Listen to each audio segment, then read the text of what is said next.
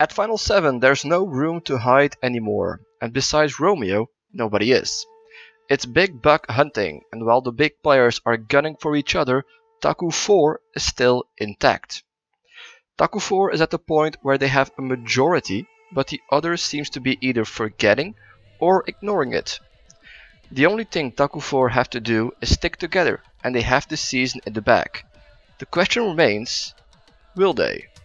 Let's have a look at the top 5 moments of the 10th episode of Survivor 42. Top 5, top 5 baby, top 5 baby, top...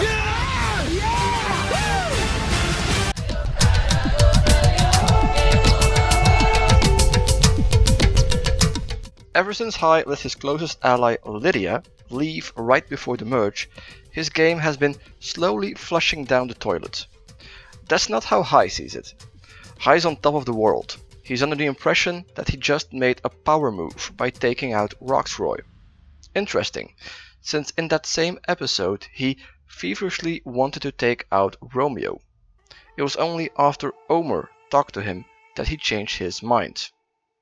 Pre-season, we saw Hai was a very confident person who is used to succeeding at most things he tries. However, there's a fine line between confidence and arrogance. When you cross that line in Survivor, you're opening yourself up to being played by a more subtle player, in this case Omer.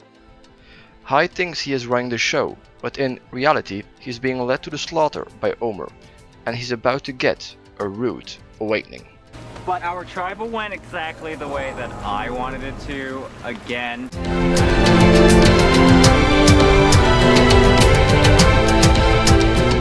2 idols got used last week. You would hope that Survivor cools it with the advantages for a while. Idle hope, so it seems. This new era of Survivor is diving even deeper in advantages and idols. More is better, so they hide a new idol. No beware or special advantage, just a cut and dry immunity idol for anyone to find. Even though she wasn't specifically looking for one, it's Marianne who finds it. Her second idol, and the best part? Nobody knows about this one. For Marianne this is great. Her previous idol was public, and it made her a target. By wasting it last tribal, she removed a weight around her neck, dragging her down.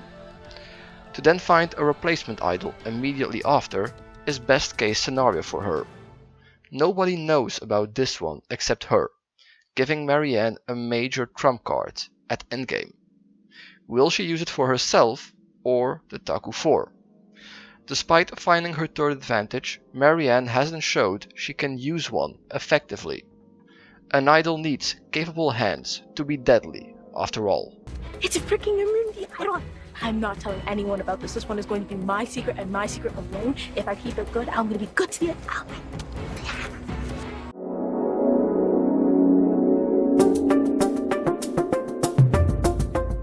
Reward time.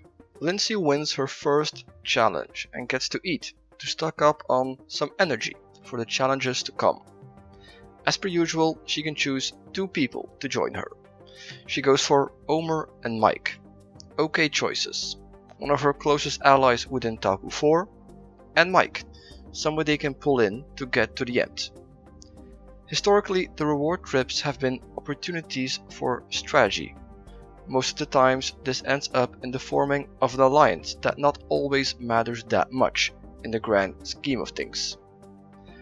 Omer knows his history and uses this reward to pull Mike away from Hai. He tells Mike that Hai calls him his puppet, a bold-faced lie. Very impressive, but also very risky by Omer.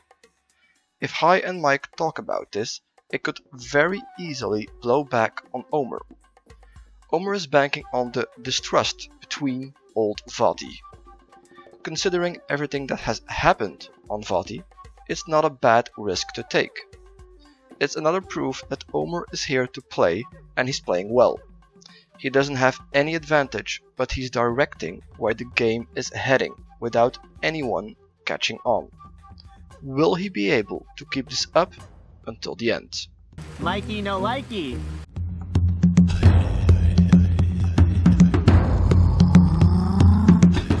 Up and until now, Lindsay got the purple edit. There's always someone who gets the short end of the edit stick. Lindsay has mostly been in the shadow of the other members of Taku 4. That changed this episode. Lindsay not only won the reward challenge, but the immunity one as well. Back-to-back wins for Lindsay. Should be a good thing for Jonathan. With Tori gone, he can use someone to take the challenge heat from him. It's a welcome boost to Lindsay's game. She has never been in danger so far, but she needs to pad her resume if she wants to make a case at Final 3. Could this be the start of a run similar to Erica in Survivor 41? Erica was invisible for the most part of the season. It was around this point she amassed agency in the game that foretold her victory. For this to be the case, Lindsay needs more than 2 challenge wins. She has to make a big move.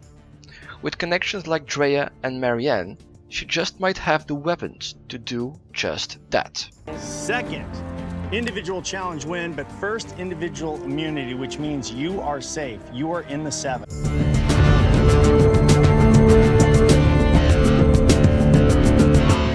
Lindsay immediately goes to work and wonders if this is the time to take out Jonathan or play it safe and just stick with High. Just like Marianne and Omer, Lindsay should have no business targeting Jonathan. It doesn't matter if Jonathan is difficult to work with from time to time. He's not coming after any of them, so why take him out? Taku 4 is half of the tribe right now. One more tribal and they have majority. At that point they can do what they want. Jonathan also hasn't done his social game any favors lately. He might not even be the big jury threat than initially thought. Jonathan should be a target before anyone else on Taku 4, making him the perfect shield. In comparison, High is much more immediate threat. High is capable at the game and can convince others. He's not a slouch in the challenges and has a strong social game. Drea's on board, Romeo's on board, and after that reward challenge, Mike is on board. The only one that had doubts was Omer. While it is true that Omer has a lot of agency with High, High is also the only one who can expose Omer's lie to Mike. It's the perfect frame job for Omer to take out High after lying to Mike. At Tribal, High doesn't see it coming. In a 6-2 vote, High is blindsided out of the game. High had a turbulent journey. He started at the bottom with Lydia. After that chaotic Jenny vote, High found himself at the top with all the cards in his hand. So it was a surprise when he essentially gave away his cards for no good reason. Letting go of Lydia was the beginning of the end for High. He gradually lost all control and agency, while at the same time High thought he was top dog. It showed in his approach to others, which was too forceful. Without a ride or die, High put his faith in Omer, who saw danger in High. It shows that you never throw away a 100% ally. If you do, you might find yourself lost in the forest, just waiting to get sniped out of the game. Hi, the tribe has spoken. At Final 7, the ball is in the court of Taku 4. Will they stick together or look inwards? Let's also not forget Drea, who still has a bunch of advantages burning a hole in her pocket.